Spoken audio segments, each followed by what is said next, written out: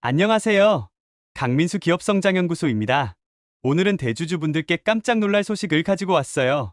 바로 비과세 감액 배당에 제동이 걸린다는 내용인데요.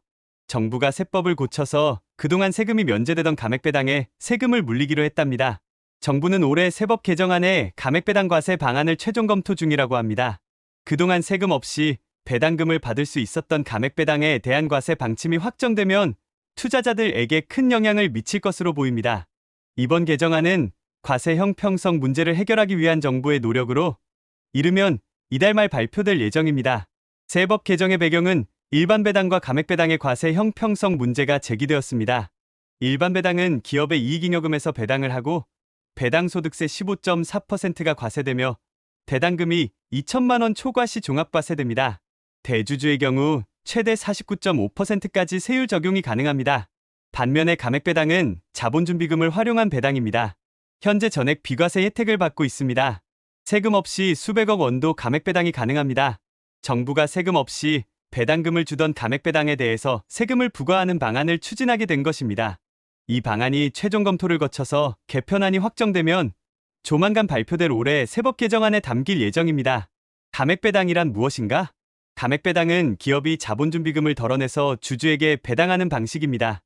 일반 배당과는 달리 전액 비과세를 적용받아서 그동안 형평성 논란이 계속 제기되어 왔습니다. 이는 회계상으로 자본 환급으로 간주되어 일반 배당과 달리 세금이 부과되지 않았으며 이러한 차이가 세금 회피 수단으로 악용될 소지가 있다는 지적이 계속되어 왔습니다.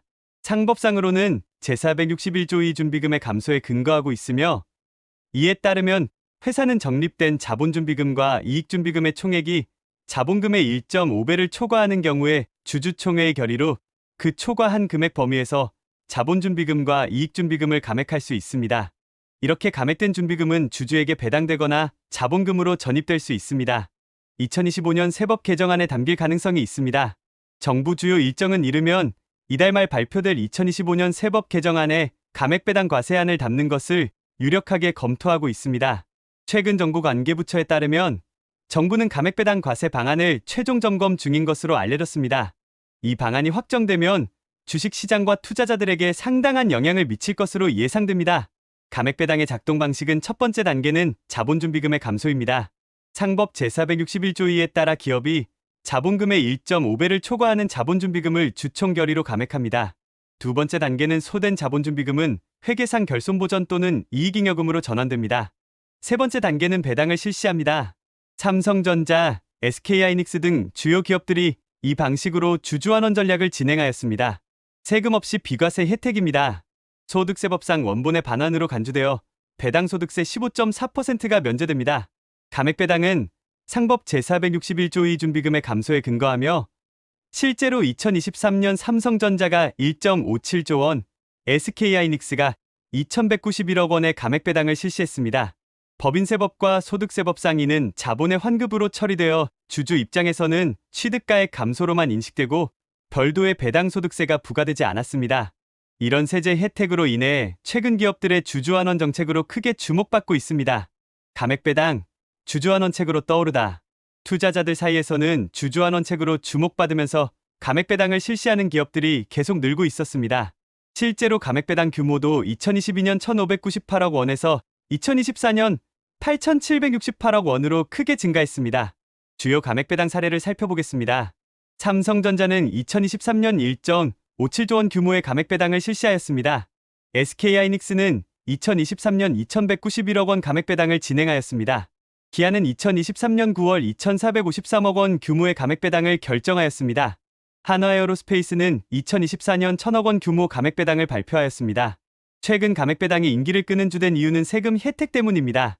일반 배당은 배당소득세 15.4%가 부과되지만 감액배당은 자본의 환급으로 처리되어 비과세 혜택을 받습니다.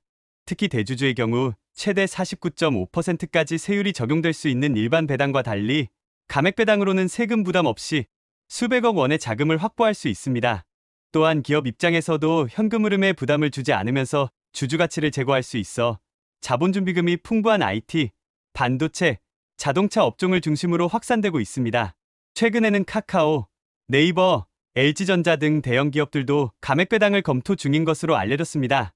형평성 문제의 핵심은 일반 배당에는 세금을 물리는데 감액 배당에만 비과세 혜택을 주는 건 과세 형평성과 중립성을 해칠 우려가 있다는 것입니다.